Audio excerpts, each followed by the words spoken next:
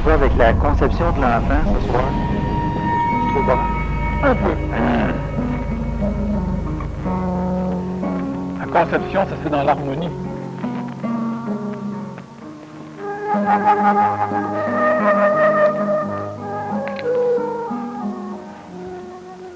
Bon, ben, on va y aller un petit peu de façon plus harmonieuse. La conception d'un enfant, je suppose que, bon, il y a sûrement des guides ou des... c'est un travail bien important. C'est sûrement, je veux dire, au niveau des entités vitales, c'est sûrement surveillé au niveau au moment de la conception, puis durant les 9 mois qui suivent. Alors, pourrais-tu nous parler je veux dire, de ce travail ésotérique là, qui se fait au tout début, lorsque l'homme, je pense, j'ai l'impression, il pense qu'il est autonome au niveau de sa sexualité, parce qu'il faut parler de conception avec... mais je pense qu'il n'est pas si libre que ça. S'il y a une place qui n'est pas autonome, c'est bien au niveau de la sexualité, oui. Parce que, je veux dire, on va voir des choses qui se passent quand même. On va voir des femmes quand même qui ont eu des ligatures de trompe après 4-5 ans puis qui, à un moment donné, tombent enceintes. On va voir d'autres couples qui veulent avoir des enfants puis qui ne peuvent pas en avoir. Alors, on voit que l'homme n'est pas si autonome à ce niveau-là. Maintenant, l'ésotérisme de la conception, c'est quelque chose qui a toujours échappé à l'homme et à la femme. La femme croit avoir elle-même ses propres mécanismes qui vont lui permettre d'enfanter. La femme est le réceptacle, on le sait. D'ailleurs, l'homme c'est souvent, disons, permis de dire que la femme était son inférieure, justement parce que la femme n'est qu'un réceptacle. Et l'importance d'une race va dépendre de l'importance de sa progéniture. Maintenant, on ne conçoit pas un enfant et surtout, on ne conçoit pas la conception de l'enfant comme on devrait le concevoir. Ésotériquement parlant, pourquoi des enfants? Pourquoi, premièrement, l'homme, la femme, doit-elle naître et mourir? Et c'est seulement parce que l'homme est mortel qu'il y a progéniture. Si nous serions immortels, on aurait l'air fou. Parce que déjà là qu'on meurt, puis on meurt même, on s'organise même pour s'entretuer, on arrive à 4 800 millions d'individus. Et si, au rythme où ça va là, si ça continue comme ça, en l'an 2300, le poids de l'humanité va être supérieur au poids de la planète. Ce qui est impossible. Donc, à un moment donné, il n'y aura plus d'enfants. C'est-à-dire qu'il va falloir qu'il se passe quelque chose. Il ne peut y avoir d'enfants, ça c'est complètement impossible aussi, parce que c'est l'évolution, la progéniture fait partie du plan même de l'évolution de la race. Et quand je parle d'évolution de la race, je ne parle pas comme Darwin. Je parle de l'évolution ésotérique, de l'évolution réelle de l'homme sur la planète Terre, ou encore de l'évolution de la planète dans son système, ou de l'évolution du système dans la galaxie. Donc, veut pas, où l'homme va devoir mourir pour permettre à l'enfantement d'enfants qui seront plus évolués, où il n'y aura plus d'enfants. Mais l'homme, présentement, n'est pas encore prêt à vivre l'immortalité, une immortalité contrôlée de par lui-même. L'homme rêve de vivre une immortalité qui sera chimique, médicale, pour employer un terme moins peurant. L'enfant, c'est quelque chose qui, déjà à la naissance, est la réincarnation du corps physique des parents et des ancêtres. Si l'enfant naît avec les yeux bleus, c'est que dans ses ancêtres ou dans ses parents, il y a eu quelqu'un qui avait les yeux bleus. Un Mongol, disons un Chinois, pour ne pas, disons, mélanger avec la maladie qu'on désigne sous le nom de Mongol, disons, le Chinois, la race jaune, lorsqu'elle enfante, elle enfante un enfant qui ressemble à la race jaune. Un noir va enfanter un enfant noir, sauf lorsqu'il y aura certaines pathologies qui pourront déterminer une peau blanche, complètement blanche, blanche comme ma chemise et non pas blanche comme notre peau qui n'est pas blanche, et des yeux rouges comme un être albinos par exemple. Alors donc, le noir enfante un noir, le jaune enfante un jaune, et nous, vous enfantez des enfants qui ressemblent à la race blanche, nord-américaine, teutonique. Si un noir se mélange avec un blanc, on a un métissage. C'est-à-dire qu'on va avoir un enfant qui va avoir des correspondances noires et jaune, blanche ou rouge, dépendant évidemment de la race avec laquelle le noir va enfanter. Donc, dans l'enfantement, il y a un processus qui s'appelle la génétique et qui devrait du moins déterminer l'accouplement. Présentement, l'homme s'accouple par amour. Mais prochainement, l'homme découvrira une nouvelle forme d'amour qui ne sera pas un amour psychologique, mais un amour mental. Et lorsque l'homme se réunira, quand je parle de l'homme, évidemment, j'emploie le terme français qui désigne l'homme et la femme. Lorsque l'homme se réunira suite à l'attraction dégagée par l'amour mental, ce sera une chose totalement différente au niveau des conceptions des enfants, au niveau de toute l'évolution de la planète, sera totalement différent de l'amour psychologique, de l'amour émotif, de l'amour astral, qui présentement force, on dit bien force, deux êtres humains à se lier ensemble. La sexualité est là premièrement un attrait vital, c'est-à-dire que l'homme, psychologiquement, en a besoin pour son équilibre. Dans la réalité des choses, l'équilibre de l'astral, l'équilibre de la psychologie de l'émotivité, du désir, cet équilibre qui n'est en réalité qu'un schéma d'inéquilibre, c'est complètement distorsionné. L'homme n'est jamais équilibré psychologiquement. L'homme aime une chose et le lendemain, il la déteste. L'homme veut quelque chose, en fin de compte, il s'en fout. Un enfant veut un jouet, quand tu lui donnes, 2 jours après, il en est tanné. Alors, il n'y a pas d'équilibre psychologique. L'équilibre psychologique, elle apparaît dans l'homme. L'homme a l'impression d'un équilibre psychologique lorsque sa psychologie, qui est sans cesse changeante, peut sans cesse être exprimée. Là, il y a équilibre. C'est-à-dire que tu veux un nouveau jouet, je te le donne. Puis quand t'en es tanné, tu le mets de côté. T'en veux un autre, tu l'as. Tout est équilibré. C'est l'harmonie parfaite.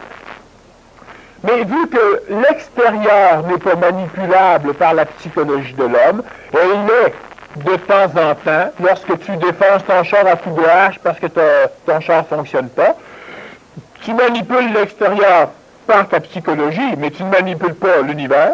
Donc, à un moment donné, tu arrives toujours à être un moment en état où tu découvres que tu n'es pas en équilibre émotif. Ta femme t'abandonne, ton mari t'abandonne, tu recherches l'équilibre émotif.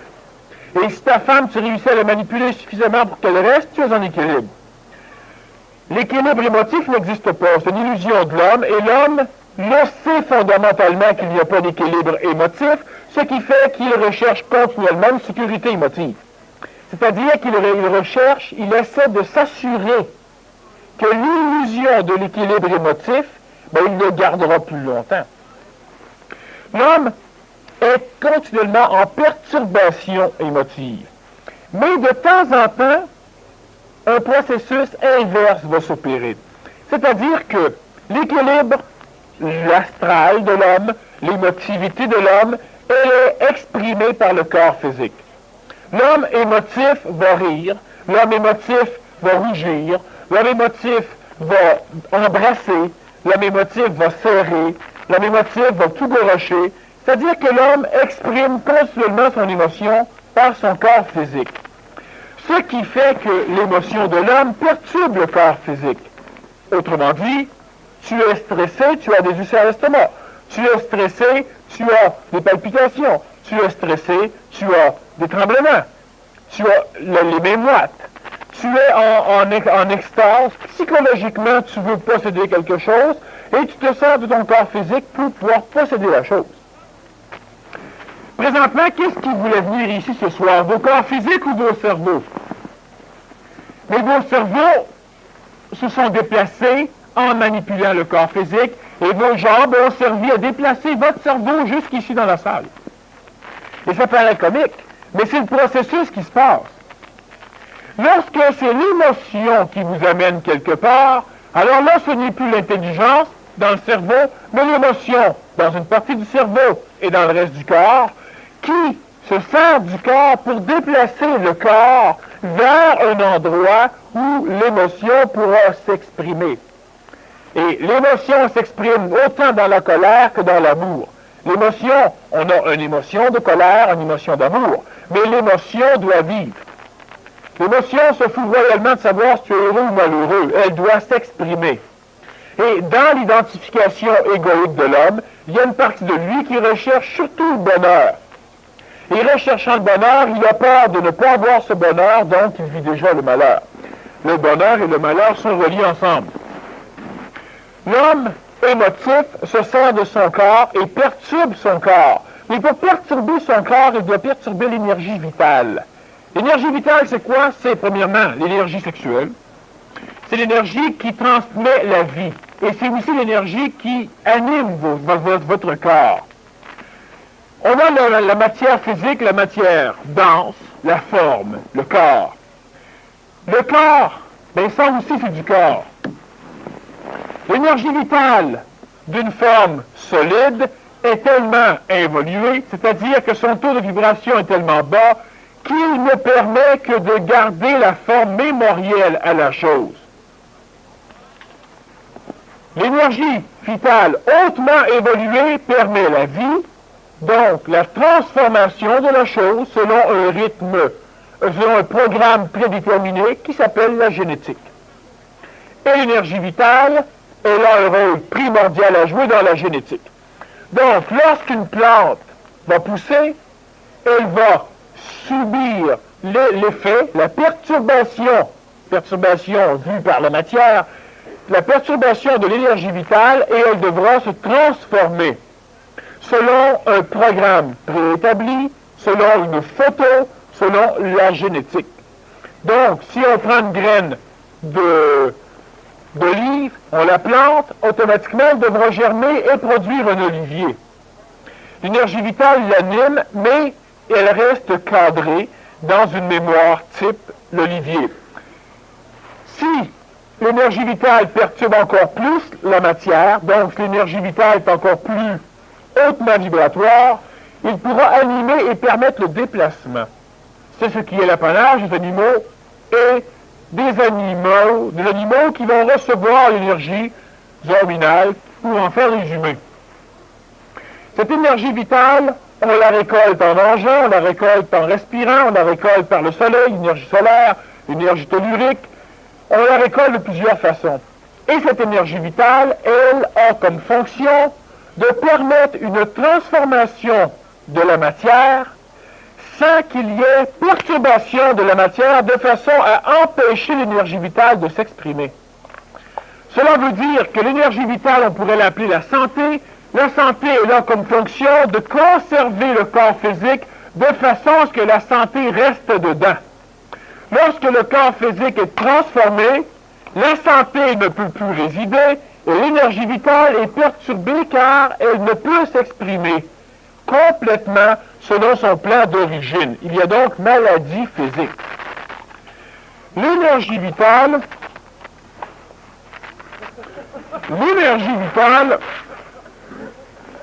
elle va créer la vie, c'est-à-dire que lorsqu'on a une relation sexuelle, on transmet de l'énergie vitale et un peu de matière. La matière va être, par exemple, les spermatozoïdes et quelques autres substances qui vont permettre la vie, disons, du spermatozoïde. Mais ce qui fait que le spermatozoïde peut engendrer la vie, c'est-à-dire obliger la matière de la femme, l'ovule, à se transformer pour créer un être humain, ou un être si c'est un animal, c'est l'énergie vitale, et ce n'est pas le spermatozoïde. Là, je fais comme je le tenais par la queue, par le flagelle, là, mais disons, ce n'est pas le spermatozoïde. L'énergie vitale, elle peut de temps en temps perturber l'énergie psychologique, l'énergie émotive. Lorsque l'énergie vitale perturbe l'énergie émotive, qu'est-ce qui se passe chez l'homme? chez la femme. Qu'est-ce qui se passe? Il se passe simplement ceci. L'énergie vitale a une tendance à vouloir transformer l'énergie de l'émotion selon un cadre qui permettrait à l'émotion d'être équilibrée, d'être en harmonie. Mais l'énergie émotive a peur. Et l'énergie émotive refuse l'équilibre. Elle refuse l'équilibre qui lui serait donné par quelque chose d'extérieur à elle. L'homme qui a trop d'énergie vitale est un homme qui lentement voit sa psychologie se transformer. Et pour éviter cela, l'homme psychologique va chercher dans ses mémoires des expériences où l'énergie vitale joue un rôle prépondérant, et il ira donc chercher l'extase sexuelle.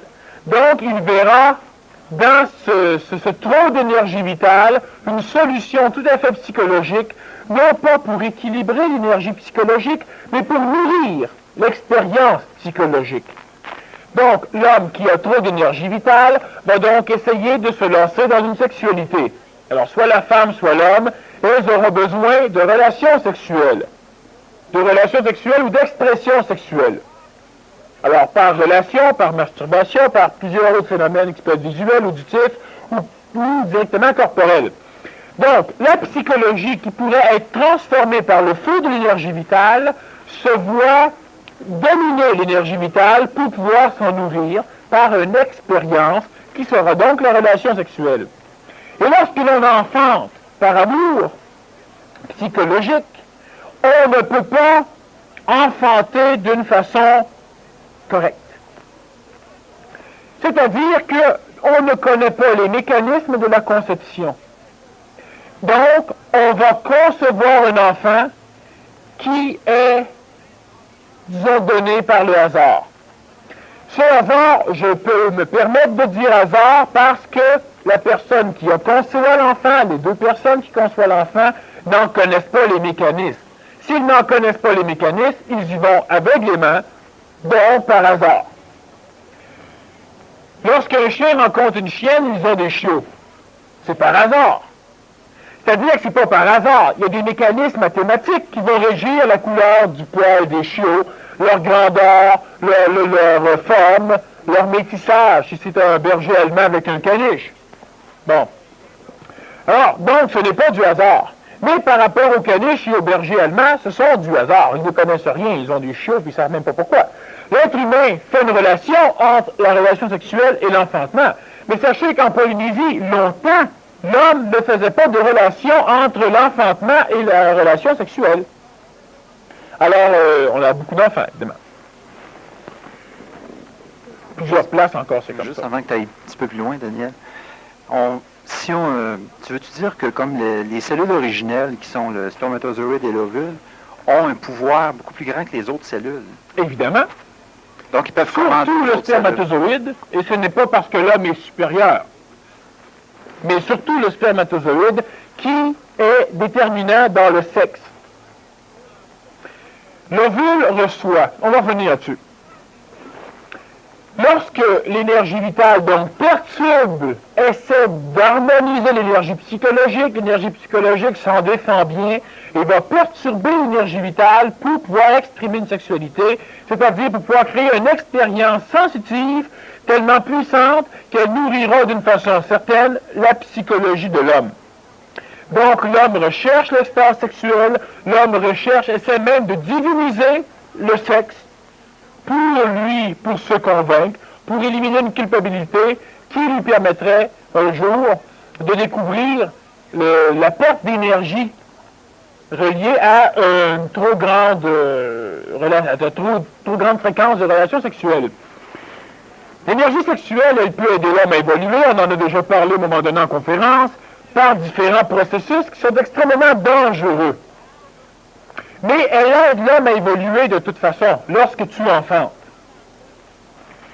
Lorsque l'énergie émotive vient perturber l'énergie vitale, tu auras donc une trop grande fréquence de relations sexuelles, et lorsque l'énergie vitale, l'énergie sexuelle, disons, vient perturber l'inharmonie astrale pour l'harmoniser, il y a encore une fois une guerre, une crise. L'homme n'est pas sexué pour s'amuser. Sur un certain continent noir, la Lémurie, à un moment donné, l'homme s'est amusé dans la sexualité. Il a gaspillé son énergie vitale et il a perdu plusieurs possibilités qui étaient reliées à l'évolution de son corps physique par l'intermédiaire de la génétique. Ce faisant, cet homme a créé un karma au niveau de la Terre et qui est l'apanage des maladies vénériennes présentement au niveau de la planète.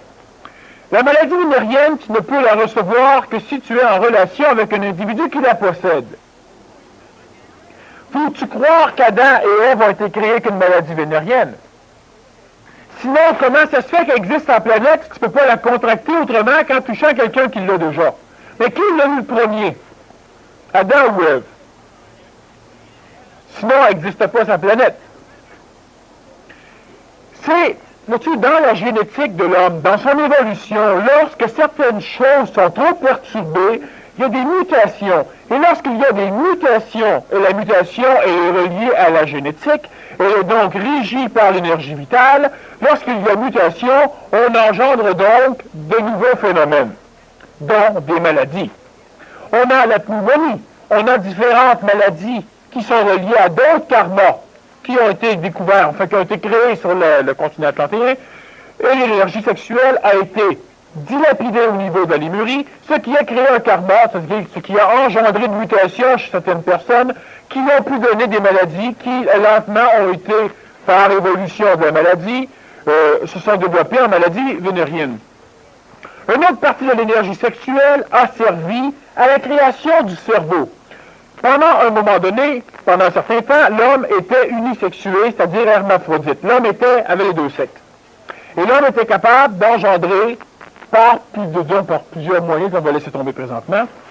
Et à un moment donné, l'homme s'est vu retirer la moitié de son énergie sexuelle pour construire le cerveau, ce qui a obligé l'homme à devenir bisexué, c'est-à-dire sexué, c'est-à-dire que la moitié de mon énergie sexuelle servant à construire mon cerveau, l'énergie vitale, je n'étais pas suffisamment puissant en énergie vitale pour pouvoir transmettre, pouvoir procréer. J'ai donc dû m'accoupler à une autre moitié d'énergie vitale qui était en train de fabriquer son cerveau, et ensemble on avait le quota vital suffisant pour engendrer. Ce qui a amené la sexualité. L'énergie vitale, lorsqu'elle ne sert pas à la sexualité, elle sert donc à développer, à harmoniser l'énergie psychologique et à développer le contingent mental. C'est pourquoi, mal compris, plusieurs religions, plusieurs sectes, doctrines se sont vouées à ne jamais transmettre par la sexualité. Donc, ils appelaient ça la chasteté. Maintenant, forcer l'énergie sexuelle à ne pas s'exprimer selon les lois qui sont corporelles, c'est nuisible. Lorsque la psychologie décide de faire un vœu de chasteté, ce n'est pas naturel. Lorsque la psychologie décide d'avoir une relation sexuelle pour s'amuser, ce n'est pas naturel. La chasteté va aider l'homme à évoluer, sauf si l'homme, évidemment, se croit chaste, mais ne l'est pas. Ce qui est le cas de plusieurs personnes qui ont fait des vœux de chasteté. Bon, je ne dirais pas ce qu'ils font, là, mais ils ne sont pas chastes. Bon. La chasteté, elle est utile, c'est-à-dire qu'elle est l'apanage des êtres stupides. Je ne veux pas dire par là que ceux qui ont fait vœu sont stupides. Je veux dire que l'être humain qui ne comprend pas les mécanismes est un être humain qui se voit imposer des moyens d'évoluer, parce qu'il ne les comprend pas. Alors, si vous n'avez pas de psychologie suffisamment avancée pour pouvoir contrôler votre régime sexuel, vous allez donc devoir accréditer le vœu de chasteté, si vous voulez évoluer, ou vous trouvez une raison philosophique qui vous permet de dilapider votre énergie sexuelle n'importe comment. Parce que là, ça ne dérange plus. Tout est question de psychologie, au niveau de la culpabilité émotive. Mais au niveau de l'énergie vitale, il y a deux phénomènes qui se passent. L'homme a une espèce de condensateur énergétique. Il ramasse de l'énergie vitale, il remplit ce réservoir. Lorsque le réservoir est plein, l'excédent peut commencer à faire évoluer l'homme, mais elle peut aussi servir à féconder, à transmettre la vie. Mais l'homme qui évolue sans jamais enfanter ne sert pas à grand-chose. La génétique, elle est importante. Si moi je parviens à un moment donné à une évolution X, et toi tu parviens à une évolution Y, si tous les deux nous pouvons enfanter, nous avons un enfant qui sera plus évolué que moi et que toi, parce que l'enfant a dans son corps physique l'évolution matérielle des deux entités. Et c'est la première fois que je me sers d'un tableau pour faire des conférences, c'est parce que j'ai des choses, je pense, que vous allez pouvoir comprendre seulement si je vous explique. En dessin. Alors voilà. La majorité, premièrement, l'homme évolue. Vous avez des yeux bleus. Et votre concubin Bin a des yeux bleus. Vos parents avaient des yeux bleus. Et ses parents avaient des yeux verts. Évidemment, si on remonte dans l'arbre généalogique, on trouve d'autres choses. L'enfant qui va naître a des fortes possibilités d'avoir les yeux bleus. Mais à un moment donné, de temps en temps, il peut arriver que les deux parents qui ont les yeux bleus vont enfanter un enfant qui a les yeux verts. Parce que dans la génétique de l'un des deux, il y a des yeux verts. Mais pour que l'enfant ait les yeux verts, il faut aussi que dans les arrière-grands-parents, quelqu'un quelque part ait eu aussi les yeux verts. Cela veut dire que lorsque l'homme enfante, il enfante un enfant qui est le résultat du mélange des deux races, de la femme et de l'homme. Cela veut dire premièrement que pour faire une conception intelligente, je dois connaître ma femme ou mon mari et je dois savoir ce qui se passe dans leur famille. Je parle d'une conception intelligente qui va être régie par l'amour mental et non pas par l'amour psychologique. Je trouve ton corps tellement joli que je vais avoir un enfant de toi. Ben, mon enfant, si c'est un gars, il ne ressemblera pas à ma femme. Mais on a des idées psychologiques qui nous amènent là. On a aussi des idées morales qui parlent de la famille. C'est évident que la famille, c'est important. Il n'y a pas d'évolution qui se fait s'il n'y a pas d'enfant qui naît. Maintenant, l'idée même, c'est que je vais essayer de simplifier ça au maximum, mais c'est important que je l'explique pour qu'on puisse comprendre. Il y a des chromosomes chez l'homme, chez la femme, et on a, disons, un certain nombre de chromosomes, 46, mais on s'en fout. Ce qui arrive simplement, c'est qu'à l'intérieur de l'homme, il y a une chaîne qui s'appelle ADN. Cette chaîne, elle reçoit différentes protéines, disons différentes molécules chimiques, qui viennent se greffer sur cette chaîne. Et le support de la chaîne chimique, c'est un sucre, c'est des oxyriboses, mais on s'en fout encore une fois. Alors, ce qui arrive simplement, c'est que, disons qu'ici, j'ai orange, puis ici, j'ai un carré. J'ai un cercle, un carré. Lorsque nous avons une division cellulaire, cette chaîne doit se diviser en deux. Et la partie manquante va être recréée exactement comme ce qui est là. Donc, une cellule qui se divise en deux crée deux cellules absolument identiques. Elles sont pareilles. Si, au lieu de mettre un rond, je mets un carré ici, je transforme quelque chose dans ma cellule. Disons que le fait de mettre un carré au lieu d'un rond fait qu'au lieu d'avoir les yeux verts, vos yeux vont être bleus. Il faut plus de changements pour donner cela, mais disons qu'en résumé, ça donnerait cela. Alors, ce qui fait que le fait de changer une seule chose sur cette chaîne transforme ce qui va naître. J'ai deux cellules parfaitement identiques et j'expliquais dernièrement que vos cellules se multiplient et elles se reproduisent. Elles se reproduisent. Pourquoi vieillissez-vous? Parce qu'à un moment donné, les deux cellules qui se reproduisent n'ont pas le même quota d'énergie vitale, ce qui fait qu'il y a mutation dans l'ordre génétique Et la cellule qui se divise en deux, vous avez une cellule de peau qui est morte, elle tombe quand vous vous lavez. Elle est remplacée par une autre cellule, identique, qui a les mêmes fonctions, mais qui est de plus en plus épuisée, ce qui est inexplicable par la logique des choses, et même la médecine ne le comprend pas. C'est pourquoi la médecine finit par admettre que le vieillissement pourrait être une maladie. Lorsque deux cellules, disons, peuvent s'accoupler parce qu'elles seraient sexuées, lorsque l'arbre se divise, on aurait donc deux arbres, celui des deux cellules ou des deux parents, et lorsque l'arbre se divise en deux, chaque moitié vient se relier à l'autre. Ce qui va engendrer un mélange. Maintenant, évidemment, c'est régi par différents lois, je vous résume ça. Ce qui fait que si la femme a tel genre de... Ici, j'ai un cercle. Si la femme vient se mélanger, j'ai un cercle et un autre cercle, j'ai mes yeux bleus.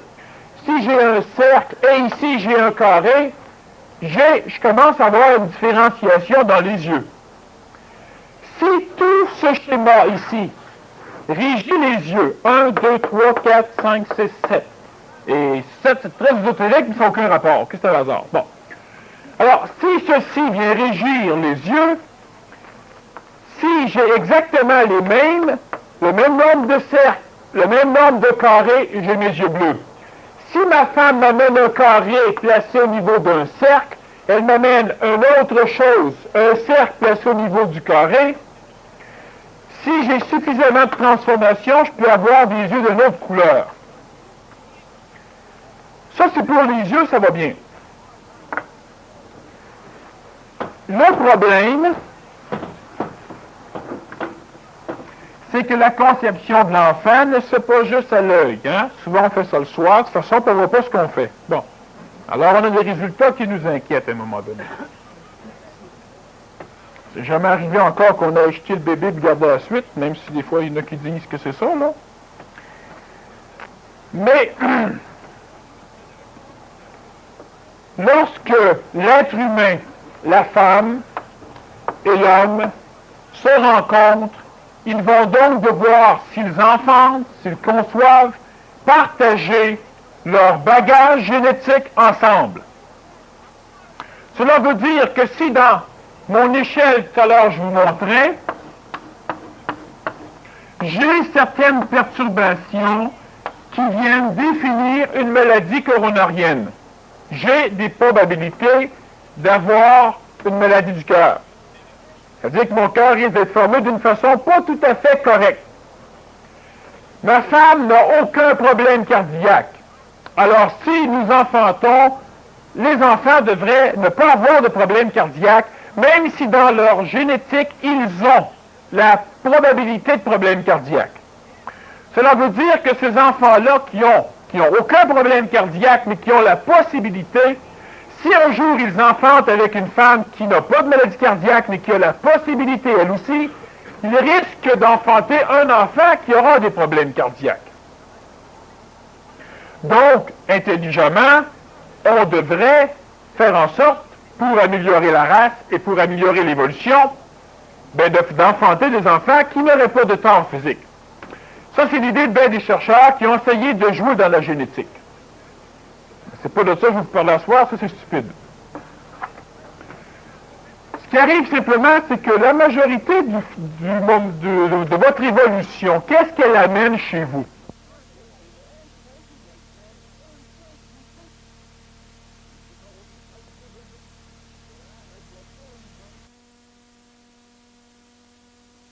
À l'origine, quand vous étiez jeune, vous étiez des innervés. Qu'est-ce qui est arrivé? Il est arrivé simplement que dans certaines de vos cellules, il y a eu des transformations, des mutations génétiques qui font que présentement vous êtes changé. Et ces mutations vont aussi amener votre vieillissement. La mutation dans l'arbre, ici, elle est régulière. Chez l'homme, elle est régulière. Il y a une expérience, à un moment donné, qu'on a menée en Angleterre. L'expérience avait été faite avec des papillons. Papillons qui vont sur le boulot. Ces papillons ont des ailes blanches. Et lorsqu'elles atterrissaient sur les bouleaux à papier, les bouleaux blancs, les oiseaux ne pouvaient pas les boire. À un moment donné, certains chercheurs ont découvert que la même sorte de papillon avait commencé à avoir une mutation, c'est-à-dire que certains naissaient les ailes noires. Et évidemment, lorsque le papillon aux ailes noires atterrit sur un boulot, bien évidemment, tous les oiseaux du quartier se garagent dessus. Ce qui fait que la mutation, elle est fréquente.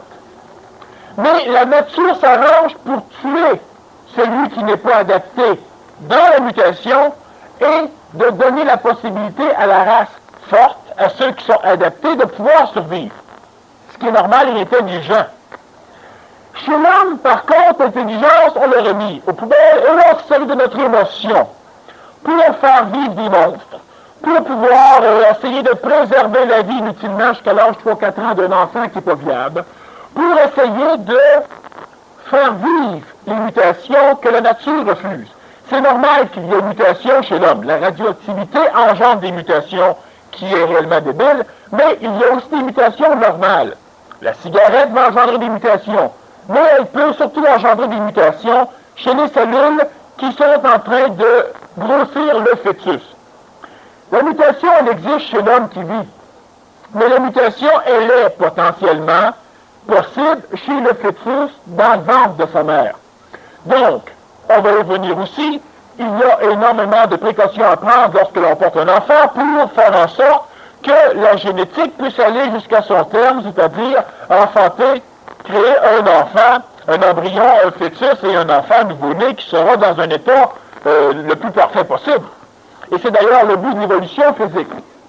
Vous allez voir que l'évolution physique est proche en maudit avec l'évolution spirituelle, puis tous les genres d'évolution qu'on veut bien se plaire à croire. Les chercheurs d'Angleterre ont découvert par contre que la pollution de l'air était en train de faire en sorte que les bouleaux de Londres étaient de plus en plus noirs. Parce qu'ils étaient recouverts de suie. Ce qui fait que 15 ans après, 90% de ces papillons à bouleaux naissaient les ailes noires et les blancs mouraient, bouffés par les oiseaux. Parce que les papillons noirs, atterrissant sur les bouleaux qui étaient recouverts de suie, étaient invisibles. Donc, la mutation, par hasard, on pourrait dire, là, elle a permis à cette race d'être sauvée. Mais si les bouleaux seraient restés blancs, c'est-à-dire que partout en Angleterre, les papillons qui naissent noirs meurent. Mais à Londres, les papillons qui naissent blancs meurent. Et c'est la même sorte. Ce qui fait que, lentement, tous les papillons blancs de Londres vont être détruits. Il ne restera que des papillons noirs. Et à la longue, les vestiges qui donnaient de temps en temps la possibilité à deux papillons noirs d'enfanter papillons blancs vont disparaître et on aura donc une nouvelle race. Et la nouvelle race, on parle de race du verso, on parle de paquet d'autres races. Mais ça vient de la même manière. L'individu trop faible meurt. C'est normal.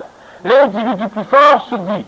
Lorsque la science de l'homme, lorsque la science qui vient du mental, permet à la race humaine de pouvoir, disons, permettre à un individu non viable normalement de pouvoir vivre, cela n'est pas nécessairement mauvais. Cela peut être très bon. Mais si vous êtes hémophile et que je vous permets de vivre, la science permet à l'hémophile de vivre, et que l'hémophile engendre avec une autre personne hémophile, on crée un enfant hyper hémophile. La science lui permet de vivre, ici l'engendre avec un autre hémophile, à un moment donné, il y a une absurdité. Normalement, l'hémophilie aurait disparu de la planète depuis longtemps si la science ne se serait pas vouée à faire vivre les hémophiles. Moralement, cela paraît extrêmement dur à accepter.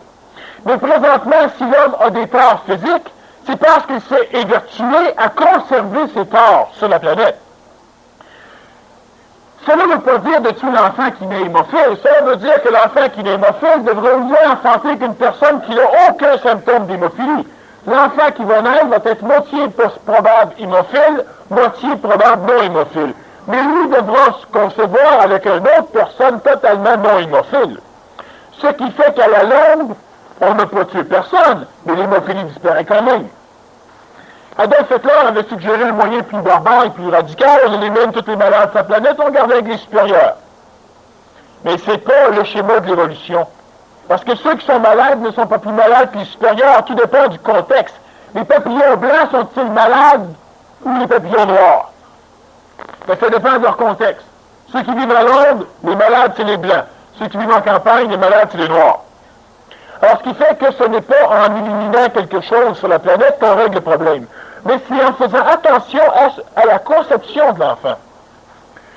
Cela veut dire que, tout ça pour parler de la mutation, continuellement chez vous, dans vos gènes, il y a des transformations, il y a des mutations, ce qui fait que la race se transforme. Mais, la mutation chez l'homme, vous faites du yoga pendant 115 ans, veut pas, votre corps va devoir se muter. Les cellules qui vont renaître devront être plus souples. Les cartilages devront être transformés par des cartilages toujours souples. Quelqu'un qui fait du yoga n'a pas besoin d'en faire le restant de ses jours. À un moment donné, il garde sa souplesse. Il garde tout ce qu'il a besoin de garder. Et pour le garder, cela veut dire qu'il y a des transformations dans son arbre génétique qui fait en sorte que les cellules qui se reproduisent ne sont pas des cellules sèches, des cellules tendineuses extrêmement rigides, mais des cellules qui gardent leur souplesse. Et pas seulement par l'exercice, par la pratique. C'est ce que l'on pense, mais c'est pas vrai. Donc, à un moment donné, la personne, elle est souple, elle paraît jeune. Cette personne-là, le problème, c'est que dans sa génétique apparente, il y a des choses. Mais si elle enfante, il y a un problème. L'enfant ne sera pas nécessairement souple, sauf s'il fait du yoga. Alors, si on est obligé de forcer nos enfants à refaire la même éducation que nous autres pour avoir le même résultat, c'est que notre résultat n'est pas transmissible par la génétique. S'il n'est pas transmissible par la génétique, c'est qu'il ne sert à rien dans l'évolution réelle de la planète. Vous êtes présentement évolué comme vous êtes. Pourquoi? Parce que vous êtes venu au monde avec un cerveau qui était adéquat à votre évolution. L'homme aujourd'hui, il se fout pas mal des enfants. Il se fout pas mal de l'avenir. Il veut évoluer lui-même tout seul. Pour voir où le reste. Bon, on aime bien les enfants, mais quand ils sont un an, on n'aime plus. Puis qu'est-ce qu'on fait réellement pour être sûr qu'ils vont avoir quelque chose d'intelligent? Pas grand-chose, c'est moi vous le dire. Vous le savez de toute façon. Mais vous êtes venu au monde avec un cerveau qui avait une probabilité de potentiel. Si votre cerveau aurait été magané à la naissance, vous auriez été pas mal moins évolué que vous l'êtes présentement. Donc, et ce n'est pas en remerciant vos parents, mais vos parents ne savent même pas ce qu'ils faisaient. C'est l'évolution normale de la race. L'évolution physique, qu'est-ce qu'elle a d'important? C'est que c'est par l'évolution physique que l'homme exprime l'évolution supérieure. Si vous n'avez pas de langue, si vous n'avez pas de bras, prenez votre cerveau et placez-le dans un corps de chien.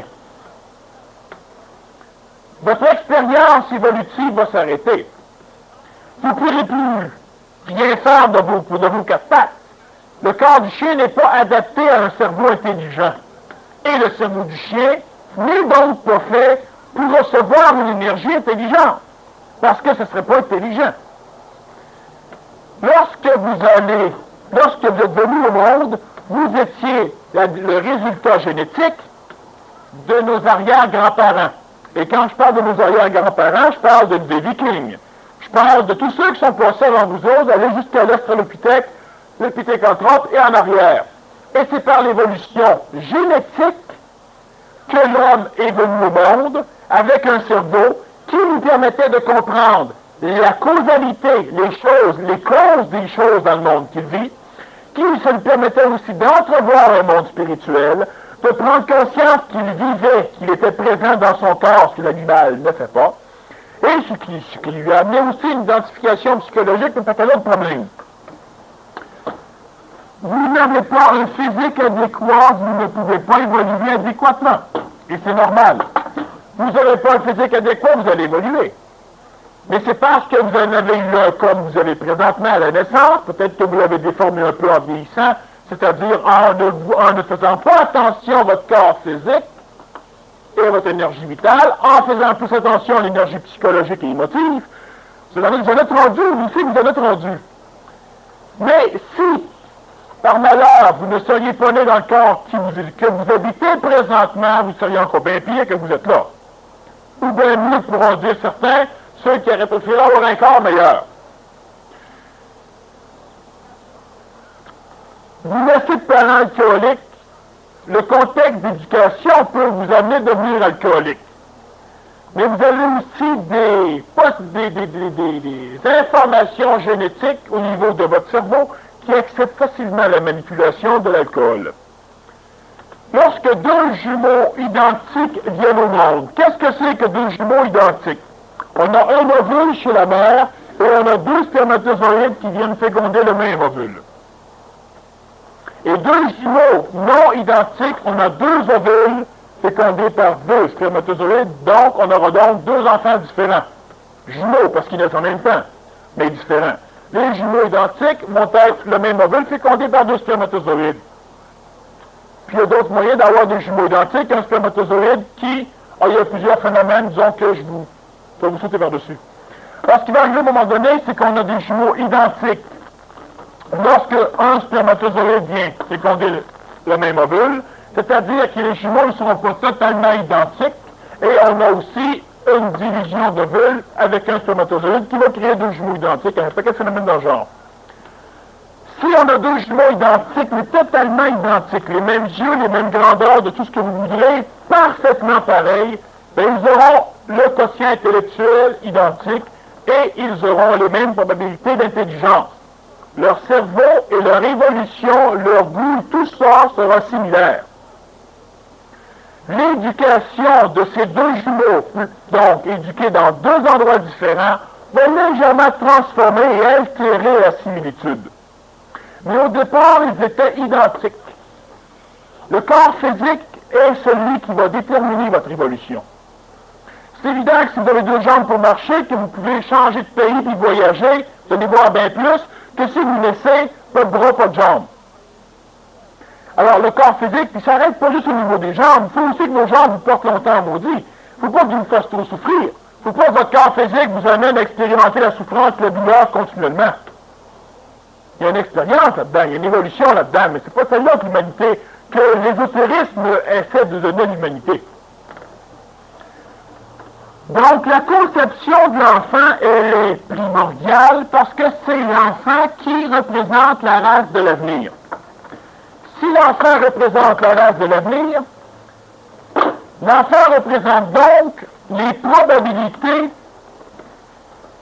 d'un avenir plus intelligent, d'un avenir meilleur, c'est-à-dire que, levez la main ceux qui croient à la réincarnation ici. J'aimerais que tous ceux qui croient à la réincarnation lèvent la main. Bon, ça fait beaucoup de monde. Si vous croyez à la réincarnation, cela veut dire qu'à un moment donné, vous allez être enfanté par quelqu'un.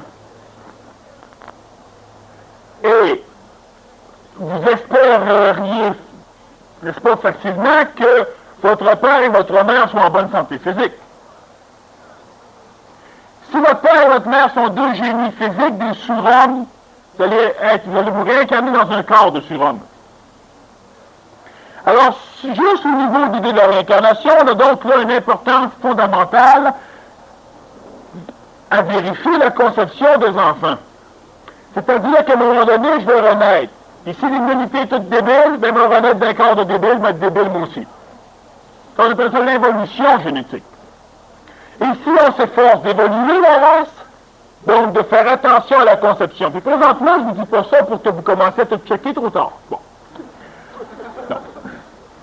C'est simplement pour informer l'astral de certaines choses qui vont arriver à un moment donné dans l'avenir.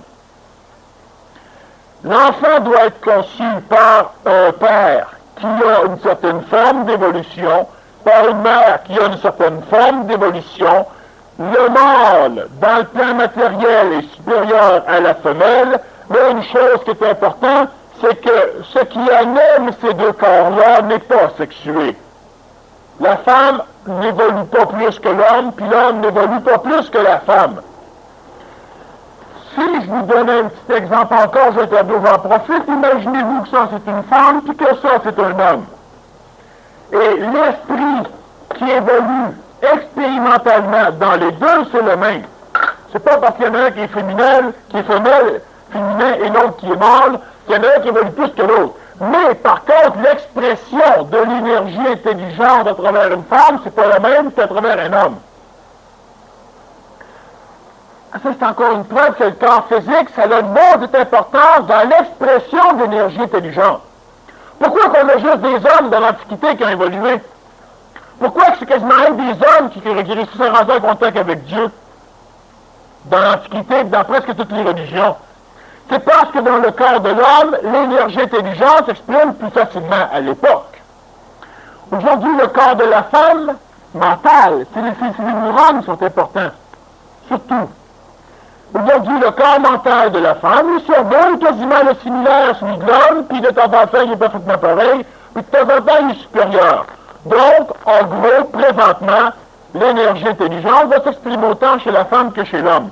Et, à un moment donné, il va y avoir du monde, disons, si on parle de grands maîtres, qui vont être autant femelles que mâles. L'enfant doit être conçu, non pas parce que psychologiquement on veut des enfants. Ça, on finit toujours par le regretter au moment donné. On doit concevoir un enfant parce qu'on connaît les lois, on sait que c'est intelligent, parce que c'est l'évolution de la race. Mon corps physique se réincarne instantanément dans l'enfant, moi je suis dans lui. Pas mon moi psychologique. C'est juste lui qui veut survivre, mais c'est pas avec lui qui va survivre, le corps continue à survivre. Et si je me réincarne, de toute façon, j'aime autant bâtir un avenir immédiatement. L'enfant, c'est un processus qui permet à une énergie évolutive de pouvoir se servir d'un corps pour pouvoir expérimenter une évolution sur la planète. Plus on va fournir de corps adéquats à ces esprits qui veulent évoluer, plus vite l'évolution va se faire, autant pour nous que pour la planète. Et si un jour, réincarnation ou pas, si un jour je reviens sur la planète par l'intermédiaire de l'enfantement, de la naissance, ben c'est évident que si l'humanité a évolué dans l'évolution du corps, j'aurai donc un corps mieux adapté à l'expression d'une énergie intelligente. L'expression spirituelle, l'expression religieuse, l'évolution totale que l'homme essaie de rechercher, elle est possible que si le corps le permet. Et ça, l'homme s'est toujours refusé de l'admettre.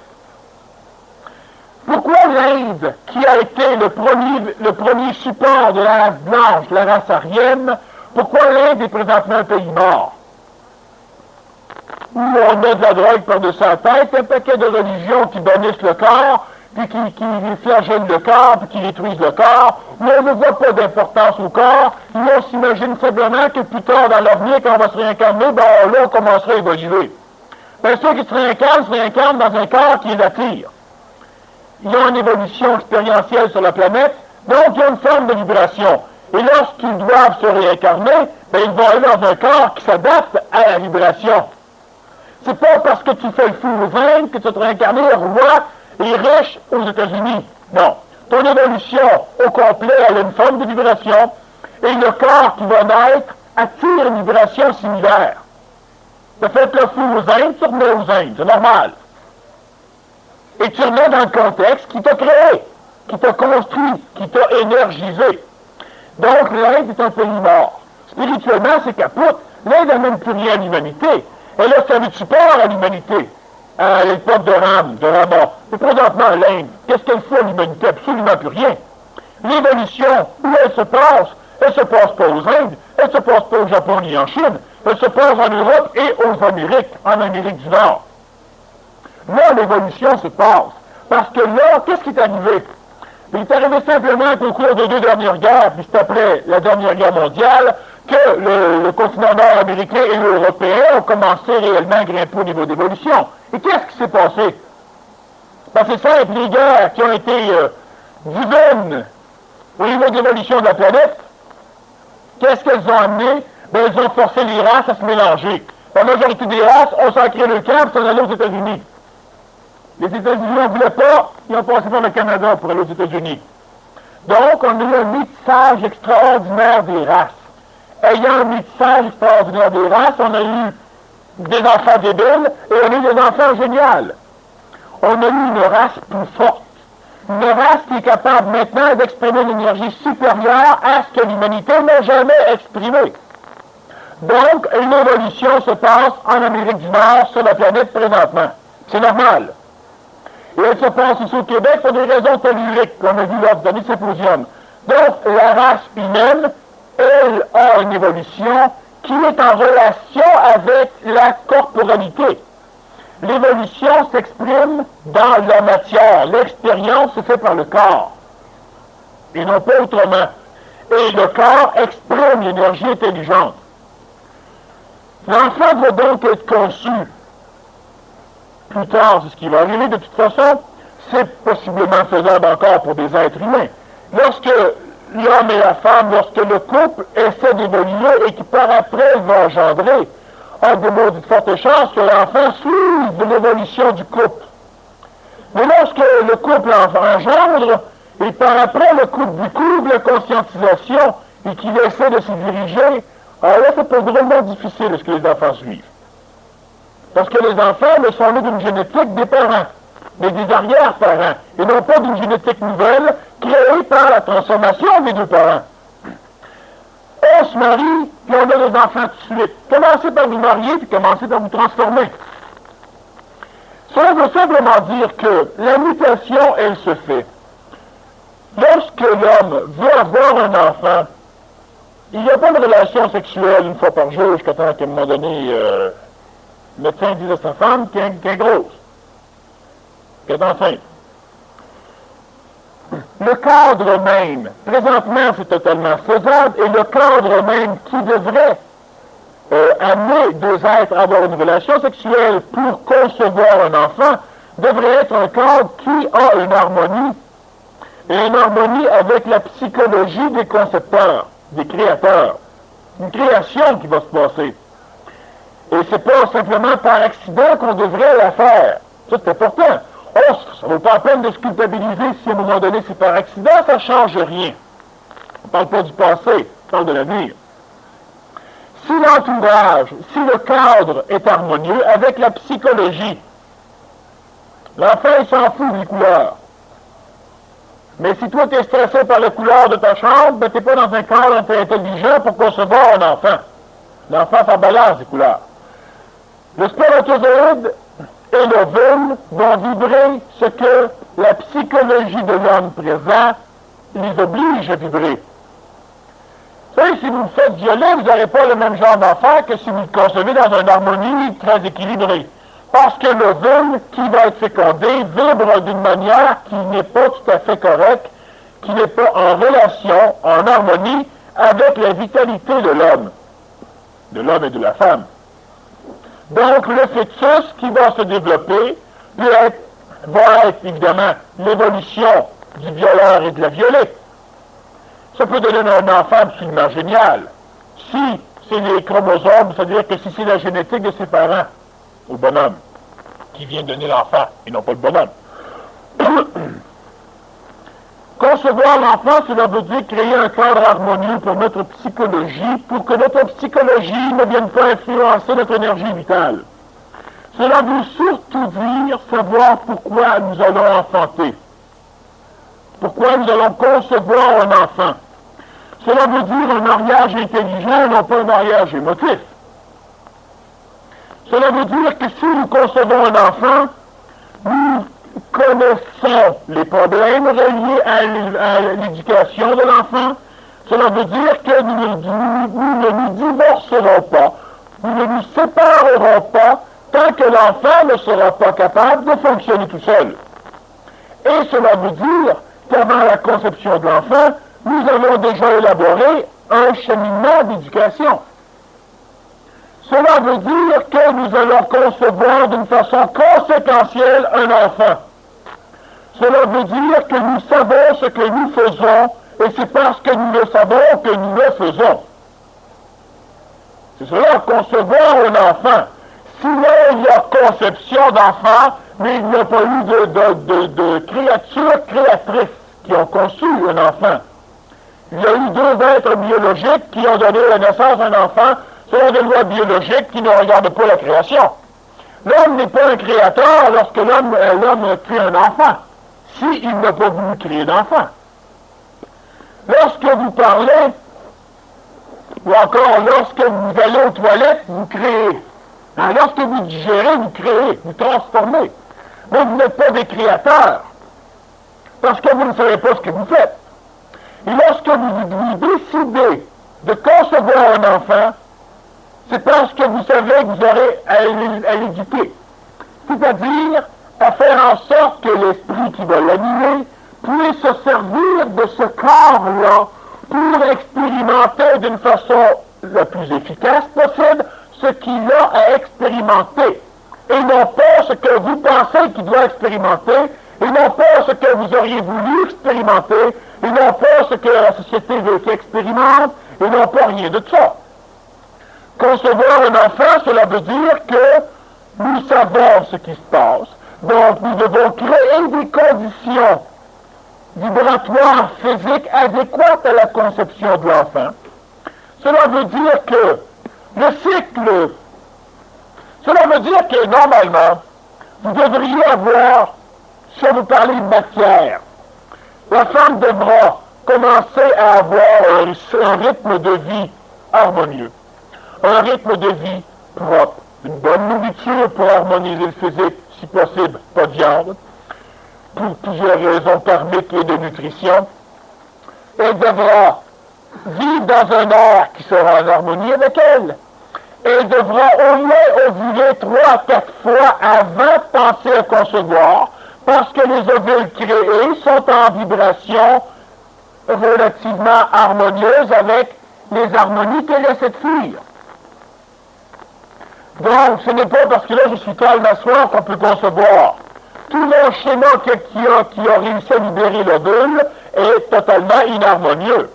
Donc, tu veux-tu dire, Daniel, que chaque cycle, chaque ovulation, si tu veux, a des taux vibratoires différents Qui suivants? sont en relation avec le vécu psychologique, émotif et physique de la femme.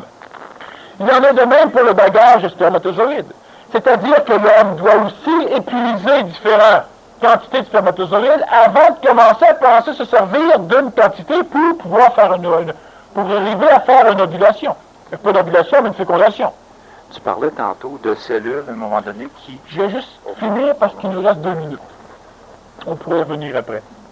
Donc, la femme doit, on appelle ça se purifier. Bon, il n'y a rien de sale là-dedans, là, c'est un terme qu'on emploie qui est bien barbare, là, parce que la femme n'a pas à se purifier, elle est pure, là, avec. Bon, sauf qu'elle devra éliminer des matières physiques qui ne sont pas en vibration adéquate pour la conception d'un enfant. L'homme devra faire la même chose. Donc, il y a une préparation qui dure un certain nombre de mois avant qu'il y ait des relations sexuelles pour concevoir un enfant. Lorsqu'il y a conception de l'enfant, évidemment, la femme et l'homme doivent poursuivre l'évolution du fœtus, l'évolution de l'enfant au sein de la mère pendant 9 mois. Et cette évolution devra toujours tenir compte de la probabilité mutatoire des gènes qui constituent l'enfant. C'est-à-dire que si tu fumes, l'enfant peut avoir des déformations au niveau des gènes. Donc, la préparation antérieure ne sert à rien. Ton évolution ne sert à rien si ta femme se drogue le temps qu'elle porte l'enfant. Parce qu'il y aura des mutations génétiques qui viendront perturber la formation du corps, ce qui perturbera évidemment l'expression des énergies qui voudront évoluer par l'intermédiaire de ce corps-là. Je le répète que c'est votre cerveau qui s'est servi de vos jambes pour vous amener ici. Donc, il y a de l'énergie intelligente en vous qui se sert de votre corps pour se promener, se véhiculer, s'en aller. Pour vous promener, pour expérimenter. Et le corps, donc, est un outil extrêmement important que l'on doit fabriquer de la meilleure manière. Même si le corps qu'on fabrique ne nous sert pas, c'est pas une raison pour en fabriquer un qui te croche. Parce qu'à un moment donné, ceux qui croient à la réincarnation, là, ben un jour, vous allez être enfanté par un descendant d'un de ces corps-là. Fait que, mais c'est pas une raison morale de le faire bien, c'est une raison intelligente de le faire bien. Donc, tu vas finir par avoir ton enfant, tu vas le porter dans un corps harmonieux qu'on pourra peut-être revenir lors de la deuxième partie. Vous aurez juste à poser des questions, de toute façon, si vous voulez des éclaircissements sur cette période. Elle est importante, mais il fallait comprendre l'intelligence de l'importance avant d'en arriver là. Alors, c'est pour ça qu'on a pris 1 heure. Donc, tu portes l'enfant, et lorsque tu vas accoucher l'enfant, bon, il y a des choses qui sont importantes. Mais présentement, qu'est-ce que fait la psychologie scientifique de l'homme? Elle essaie de porter de l'importance dans l'endroit où il n'y en a presque pas. C'est-à-dire que l'enfant devrait naître dans un liquide amniotique ou enfin dans de l'eau chaude, etc., pour ne pas qu'il ait une expérience violente à la naissance. Mais l'expérience violente va être vécue selon ses capacités corporelles de vivre l'expérience violente. Donc, ce n'est pas parce qu'on le met dans de l'eau chaude, dans la neige, ou dans un hôpital ordinaire ou dans la maison, que l'expérience de naissance ne sera pas violente. Cela dépend de sa psychologie. Donc, cela dépend de son corps physique. Cela dépend de la conception de l'enfant, et non pas de l'accouchement de l'enfant. C'est important, mais c'est pour ça l'important qu'il faut faire. Si on veut accoucher, si on veut avoir un enfant intelligemment, c'est pas sur l'accouchement qui est important. C'est la conception. Puis la conception, bien, ça se fait avant de penser à concevoir, évidemment. Merci, Daniel. Puis la deuxième partie, si vous voulez concevoir des petites questions, là, on va